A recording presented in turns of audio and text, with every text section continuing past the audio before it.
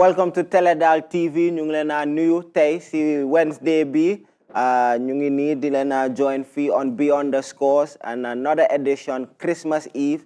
Ñu nuyu leen wax leen Merry Christmas to yéen ñu dee celebrate Christmas tamit. ñu nekk ak seen family bi and I hope you have a great day. Why football we stopped. Afcon be day 3 was back, and as always, we're back as well. We also have a jam-packed day tamit with another 4 games of action. Dinañ am yep pulien preview analysis of what we saw, what we expect to see, and much more to come. Tay on Teledal here on Beyond the Scores. But first, let's take a break and then we'll come back.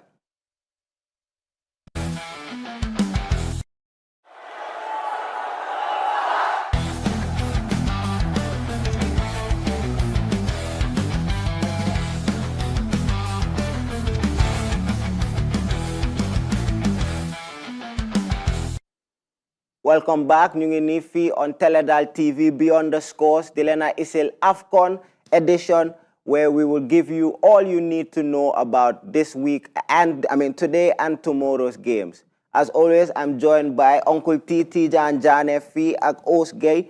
Ñu ngi fii di leen a jox the premium and best coverage of Afcon bi. Nuyu naa leen ñaar yëpp. Jërëjëf waay taf ñëwaat nañ si beneen Afcon preview. Di santa di gërëm suñu viewers yëpp di leen wax toog leen ngeen enjoy programme bi ndax ñu ngi fi am interesting people yi nga xam ne leen jox analyse ak prediction yu correct jërëjëf taf kon nag sant ak ngërëm ñeel na leen ñu am mbégte waat delluwaat fii ci Afcon analysis on the Beyond the Sports and Teledal TV comme nu ma bëggoon a wax rek mooy dañ bëggoon tamit the whole show interactive so it will be a beautiful idea to go and follow this program on our Facebook. Comments. We will read those comments here. And not only that, but if you think you are a sport pundit, you have a very good knowledge of sports, yeah, why not? Just drop your number and solely we will call you and invite you in person to come and join us. Yesterday we saw some beautiful football. Disappointed. Actually, I think we have all our predictions correct. Exactly. Even though the goal tally but wasn't the win, the lose, yeah. Those went well. They went well. Exactly. Yeah. No, kañ lu ma ko waxee man maa ngi doon seetaan maa ngi doon xalaat seen predictions si games I was like moom lii la waxoon ne te mu ngi xew. Sénégal I enjoyed some of that. I think we all agreed on that. Exactly. Te munoon na moo nekk 5-6 balls. Oh yes, of course. Waaye ñu start tey si DR Congo first game bi démba it kicked off right as we were finishing off. DR Congo versus Benin in ñaari teams yoo xam ne they're very tough teams and it was one of those games yoo xam ne a lot of people picked either side to win. Congo win 1-0, but so seetaanee game bi Benin had as much opportunities to win and it was very tightly contested. Uncle Tina, start si yow. What did you see from that early kickoff game si group deal bi between those two sides? Démb gisoon nañ a well-fought game between Benin and ak ñi nga xam ne ñooy DR Congo. Actually, DR Congo, they came into the competition with a renewed hope because they just qualified for the FIFA 2026 playoff. Yeah. So they ñëw ci game bi with that high spirit and then they make best use of it because in the 16th minute they were rewarded with a goal which actually happened to be the only goal ci biir match bi Benin déema ñoom itamit gis nañ leen the fighting spirit they came as like we are not here for joke but we are here to compete te loolu tamit wane nañ ko because even if you look at the ball possession statistics it shows when it comes to ball possession they edge because they almost 60+% of the balls were being controlled by Benin. So lolu mu ngi wone rek the fighting spirit boo xamante ne ñëw nañ And they fired all their cylinders, just to come up with an equalizer. But facing a very disciplined, DR Congo, proved to be a bit difficult for the Benin or the Benoit, if I'm right, that's how they call them, to come up with an equalizer. Because even if you look at the goal scorer, who's their team leader, he acknowledged that Benin bokk na ci dëkk boo xamante ne xamuñ like they don't know the Benin team squad bi xamuñ ko comme xam boo xam ne yow as the opponent you understand di nga gën a mun a prepare you understand so moo tax dañ dugga into the game. Yes, of course they come strong, high spirit, but at the same time they were pinching the whole thing with salt because tamit ñi nga jàmmarloo xamoo leen bu baax a baax so yeah, no, 100%. Congo demba teelu woon nañ tamit 100%. Good agree. Pull at least to get a good first point. Like I said, opening match is always very important to get off to a good start. Nañ dem si game bi boo predict right game bu ñëpp doon seetaan xam naa fii ak Sekar yëpp Sénégal ñu ngi dóor Botswana 3-0 démba suñ boy bi Ous moo predictoon balaa loolu ne moom he saw the game going that way. Sénégal they dominated totally, possession, shots 22-2. Gars dañ wane seen doole démba te I think they still have more duñ mun a wane. Why also as correct predictor, what did you see both Setane game be and what did you see like about Senegal's performance? Senegal's performance, it was very good. Ndax mom la lolu don't expect. Everybody was expecting Senegal to beat Botswana and it happens that way. Yeah, gis nañ Nicolas Jackson musko brace, first international brace.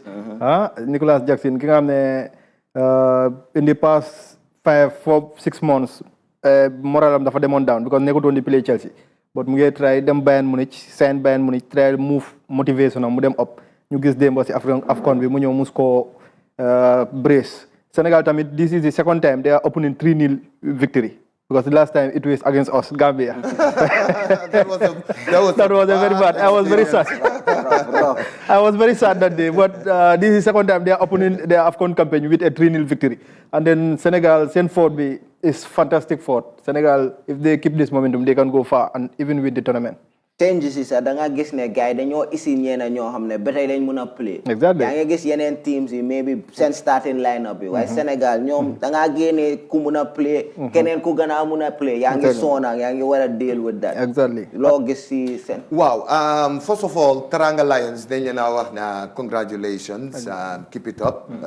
Démb tamit wane ngeen ne léegi definitely it is seal and sign that Senegal, they are part of the powerhouse of African football.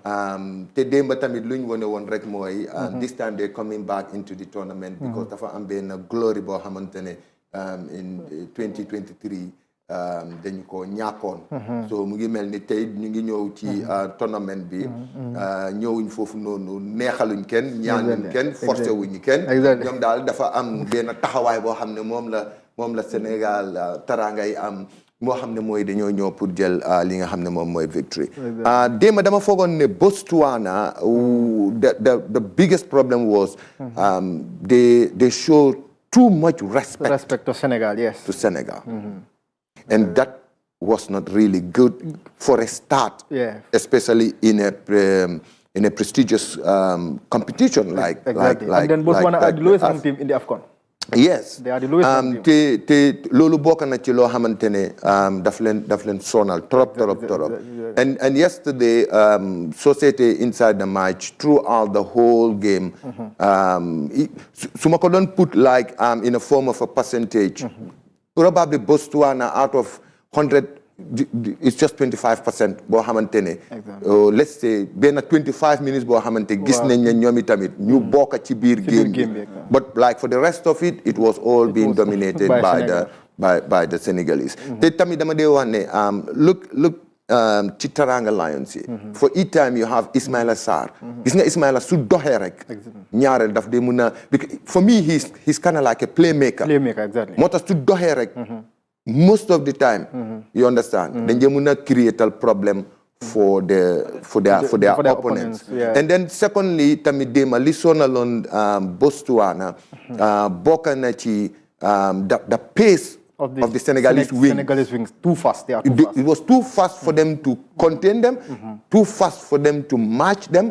Te bobu bokk na ci li nga xamne it created a whole lot of problems for Botswana.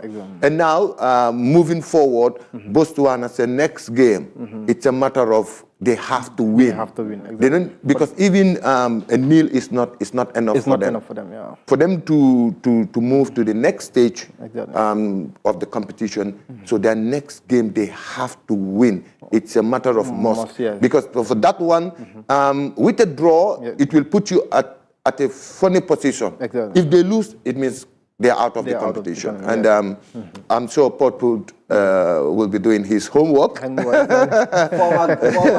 Former Scorpion. And he has actually done extremely well for the Gambia during his time. Obviously. Even Botswana, for them to make the tournament and Pulgai represents Ndekabi is a big thing. But come no Uncle T, I think a big part of it was mental. They knew ragal guy from the start, and I think it put them football so ñewute gomne mun nga def dara ci lolu dafa yaaxa sa libi. Another small country that people were expecting guy dinañ struggle why I think sen mindset was a little different moy Tanzania ñom they played ci 5:30 game against Nigeria. Match ended up 2-1, but it was a lot closer that some people had played because Tanzania they like you said, opening match Afcon, this is a tournament. Yange represents a Deka, and I feel like they can say they tried. Nigeria, I'm on chances first half where I thought maybe the muna ibi game be, but Tanzania held strong, and then second half they were able to equalize only for Nigeria to counter right after. Exactly. That was a needed win for Nigeria. After St. Pass games, qualified. This is the second time they don't qualify in the World Cups. So that yesterday's game, Eric Chelle never feel the game it should have been nothing other than a positive result, because for them to boast the morals of the Nigerians. Understand? So Silengi Samuel Ajay of Hull City, then defender, still scored that goal. When Tanzania equalized, you get the strong man, Lukman, the one-time African best player, score with that left-footed goal. But that's why you need players like that. Exactly, just like what Mohamed Salah did for Egypt in the last night. So you need players like that. Exactly, you need players like, always, you need, when you have big players in your team, there is a possibility of you can win games so easily. And that's what Lukman did yesterday. Yeah. Because nyarel film de tange where you need the team to show up. That's where these experienced and world-class players, fofu nga de mëna gëna xam li nga xamne moy seen jëriñ.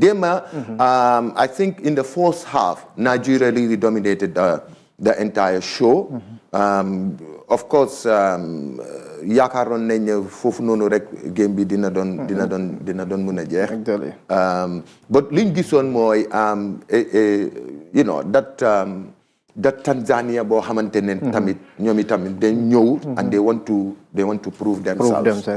And if you look at the way the Nigerians played in the second half, it shows you that even in the Nigerian squad there is a lot to be done. Yes.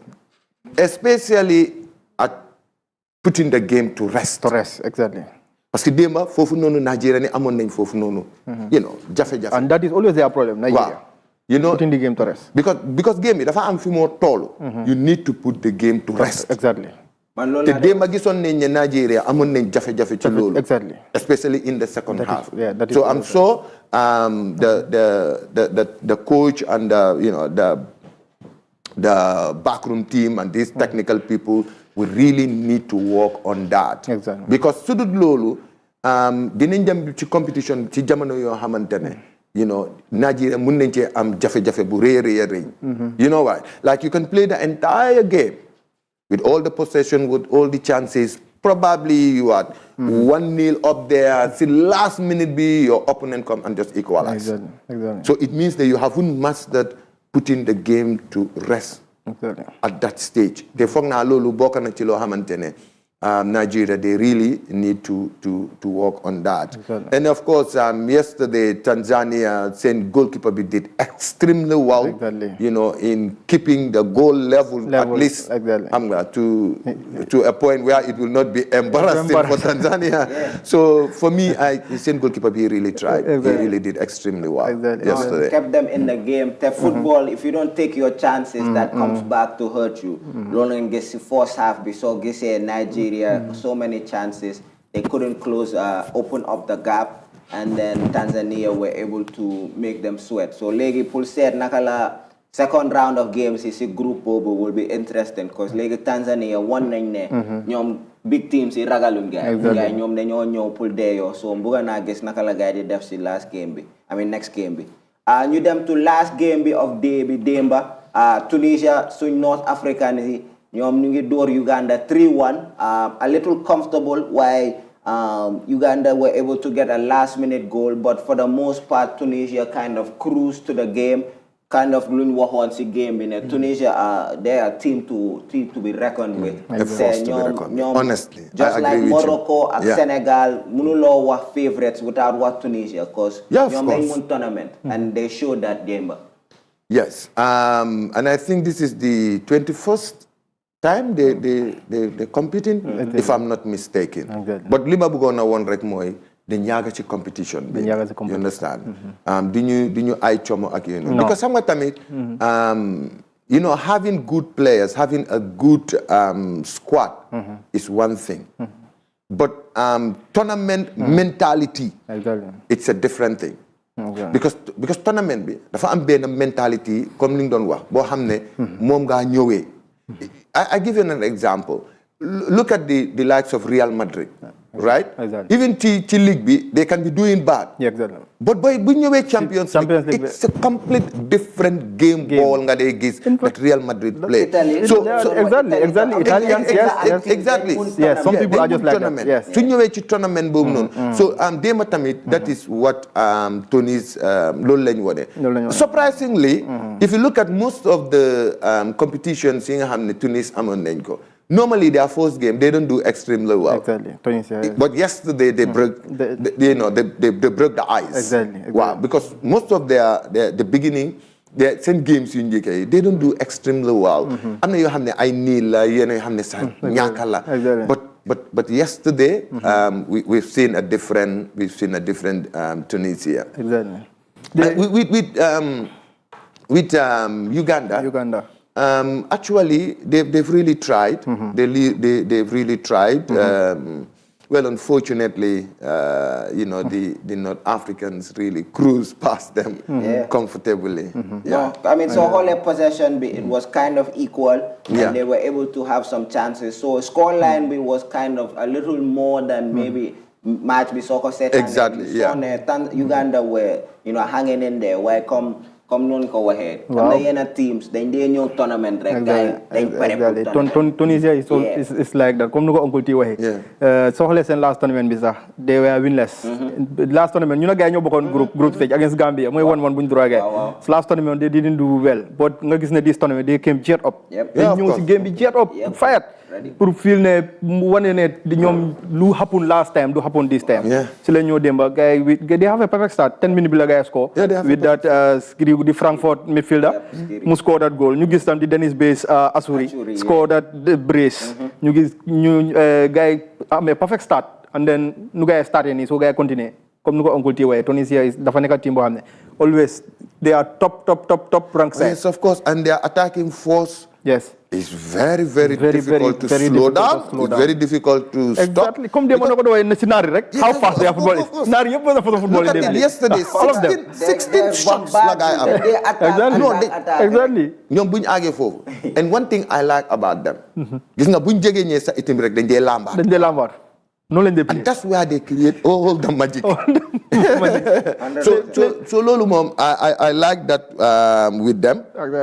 Nga xamantene tay bo xolé sen game ñoom du ñëw de la dañ la kataan ñi No, the no. Brazilian No, style. no. Yes, of course, when Business. they go inside the box, they Yes. can create some tactical moves in order to Exactly. score. Yes. But lele out of the 18 track new lamba, They means and that's business. where they All the and North that's where Africans they surprise you. Yes, no amuñ caaxaan. North Africans yëpp benn façon football they play. They don't lambatu.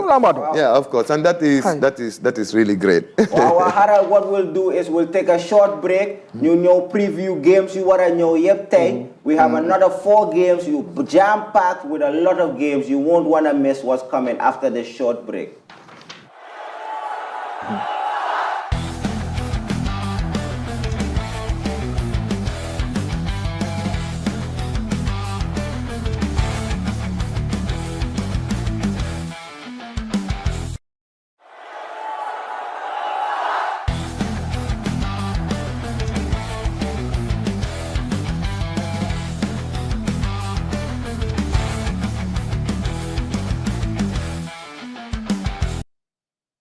Welcome back to Tenedal TV. Ñu ngi fi di leen a isel Beyond the Scores Afcon. Ñu ngi just them through games yi démba tey we have another jam-packed game.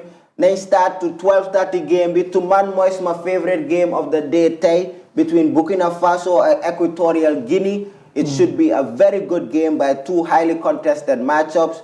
Burkina Faso ñu ngi dem 4 of their 5 last Afcons. You get them into the next round, so they're hoping to continue their Afcon good form. Equatorial Guinea, they've won 3 in a row of their opening matches. So ñoom dañ dee xiifal first match of the tournament. No leen gisee first match bi Osna start si yow. It should be a good game between 2 equally tough sides. Exactly, they are 2 equal tough sides, and then ñoom ñoo am doole. But nga gis ne neither Burkina nor Equatorial Guinea are favorites to win this tournament. And then Burkina nekk na team boo xam ne always slow start like that. They won one of their last 13 openers in Afcon games. So always they have a slow start. But nga gis ne tamit 3 of their last 4 they went to the semi-finals of the Afcons. So always the more tournament you get them, you get a tanga. Yeah, but always dañ am slow start. But the more tournament exactly ñu get a dem. Nga gis tam team bu gaay di play di Equatorial Guinea. Recent months rek amoon nañ problème because they boycotted a game against Malawi. Mooy game bu gaay lose woon against Malawi in October. Dañ boycottoon games yi because dañ amoon issue ak seen FA bi something like match bonuses or like that. Ñu gis seen coach bi ñu génnee ko indi wu reinstateaat ko dugalaat ko si team bi. So coach bi tamit bëgg naa ñëw tey si game bi one Equatorial Guinea trust bi ñu ko trust. Mu apply ko tey si field bi tey bëgg naa gis but game bi it will be a very tight contest. Because teams yëpp ñoo am standard ñoo am doole. So loolu bokk na sa si lu tax for me I'll just go for a draw. I'll go for a goal. Both will score. But whether it's all one. Yes. But for me. Yes. Because li nga wax la game la boo xam ne it's really going to be tight. Exactly. Moo tax man my prediction honestly is going to be a draw. Whether it's exactly. goalless or it's possible. 1-1. Exactly. Equatorial Guinea gis nañ leen ñoom itamit. We have seen a little bit consistent ñoom ci seen part. Because the 5 times yi nga xam ne yëpp make nañ efforts. We've seen them doing some good games, fighting spirit bang for. But nonetheless, I will stick with a draw. Man, I agree. I think that it will be very tightly contested. I think that I've seen a little bit of Burkina Faso with an edge. With an edge. Possibly, yes. Not just one, not just just different prediction. Man, deny them Burkina Faso you squeak. Man, I will go for goal. Both teams will score. Both teams score. Yes. I like both teams will score because Equatorial Guinea yaa ngi fàttaliku seen striker Insue. Yeah, that's one of the best strikers in the region. Insue. It's a very good striker, and then they score goal. Score the goal, and then the experience veteran. All right. So I will go for goal. Quickly because I think very soon game is kicking off right now. So tune into that. That should be good. Let's go through a few of the other games later on.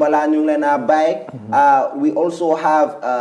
What's it called? Algeria versus Sudan, kicking off also in Group E. That's Algeria is one of the tough teams. Again, North African teams. They have a history of doing well in the tournament and going to World Cups. They have experienced players like Mahrez and a few other players who play Europe.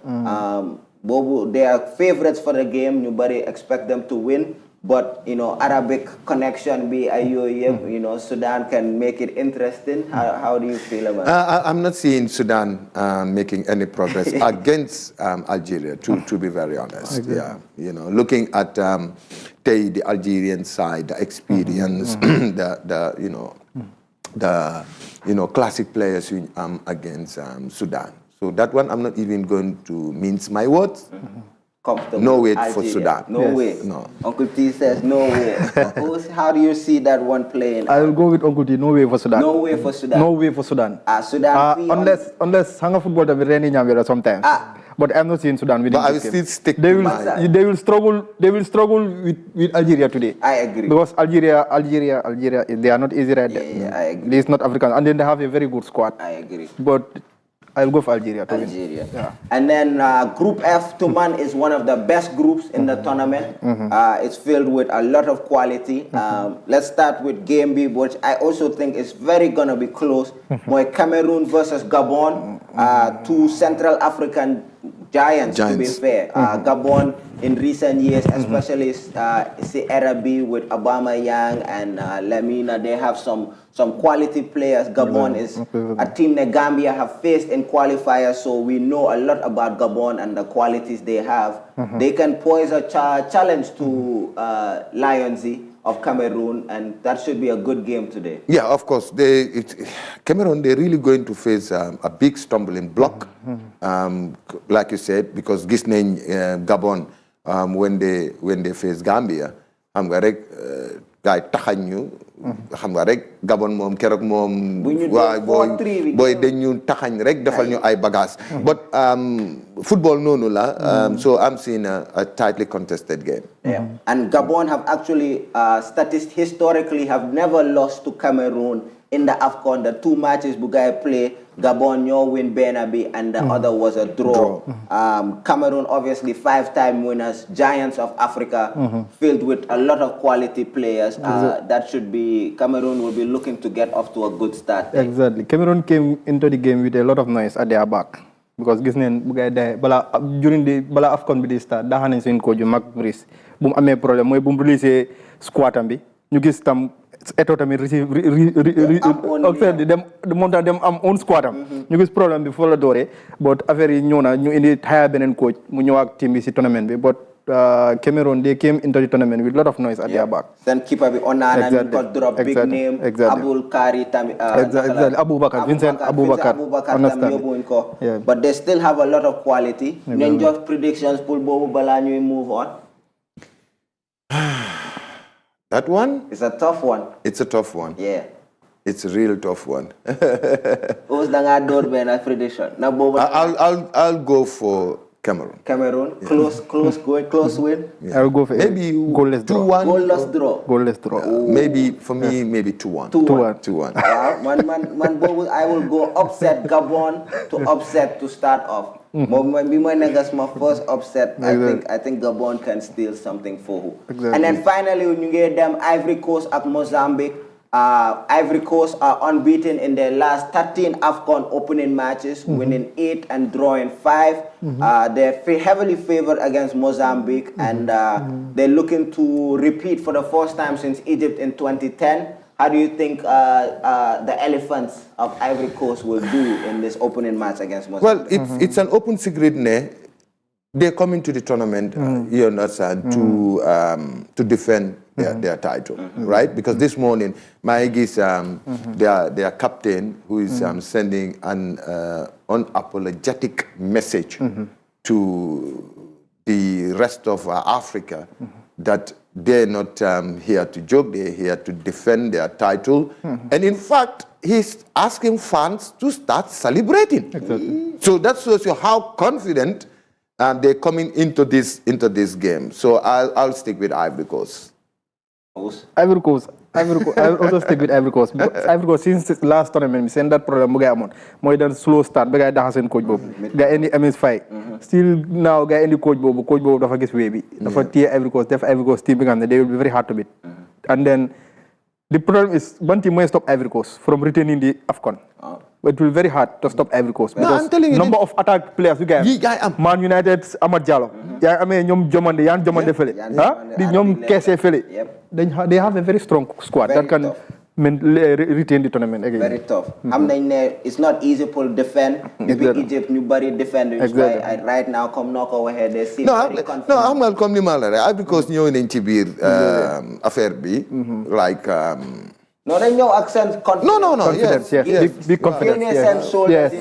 Feel no, because the message that they're even sending to their opponents, mooy na ngeen ñu moytu exactly.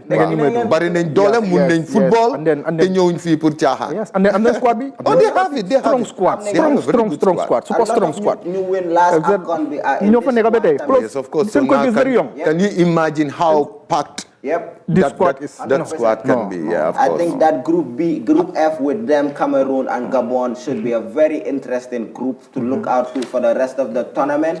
Why, as the games are starting, New Bailen, we want to say thank you for tuning in. Always fee on Teledal TV. This is Beyond the Scores. We have a national holiday, Alex, so we will not be in for you guys tomorrow, and there's no games. But ñu ngi leen a comme numa waxoon ñu ngi leen a wish a Merry Christmas to ñeen ñoo leen de celebrate ngeen am a great time ngeen enjoy seen boppa ak seen family with safety and health. Ma bàyyi suma co-host yi ak ñëpp ñu tàggoo yeen, but I want to wish you all a Merry Christmas for tomorrow. Well,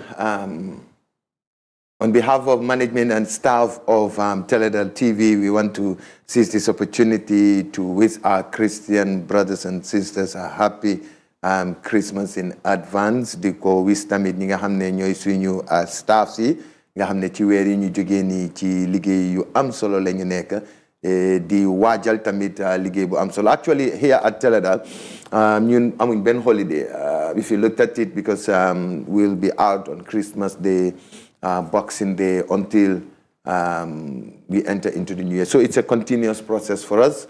But on that occasion, we'll equally like to thank our viewers for your patronage, and we'll still go on asking for you to subscribe on our social media platform, because that is what really empowers us. From me, Tijen Jane, thank you for being with us. Okay, man mom, my one Merry Christmas. She's my Christian friends and all the Christians around the world. Merry Christmas. And then di jaajëf suñ viewers ñu bayan suñ soxla yëpp toog di ñu seetaan di leen wane jërëjëf su loolu toogee but next time si beneen sports. waaw xam nga léegi affaire bi moom nu ko waaji dee waxee la duma ko mun sa morom duma Afcon bi duma la rek ko mun sa de Uncle Tim ñoo rey. Bye bye. Thank you. Have a good night.